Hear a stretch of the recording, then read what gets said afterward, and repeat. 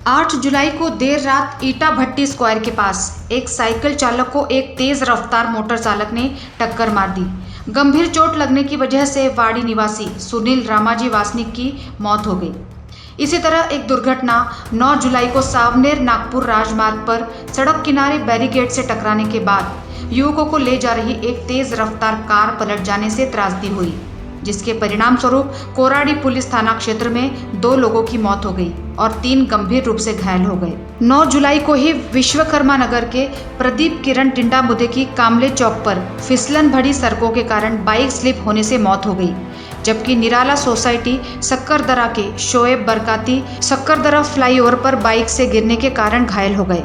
10 जुलाई को काटोल के गजानन मारुतराव कबड़े को गोरेवाड़ा रिंग रोड पर एक ट्रक ने टक्कर मार दी थी। नागपुर यातायात विभाग द्वारा साझा किए गए डेटा से पता चलता है कि 2024 के पहले 6 महीनों में शहर की सड़कों पर 600 से अधिक दुर्घटनाएं दर्ज की गई। राज्य की दूसरी राजधानी में 175 घातक दुर्घटनाओं में कुल 190 लोगों की जान चली गई। इन दुर्घटनाओं में लगभग 500 लोग गंभीर रूप से घायल हो गए और कई परिवार भावात्मक रूप से आहत हुए। हिंगना पुलिस स्टेशन के अधिकार क्षेत्र में तेज रफ्तार ट्रक की टक्कर में पंचशील नगर के राजू तुलसीराम वाघघोड़े की मौत हो गई।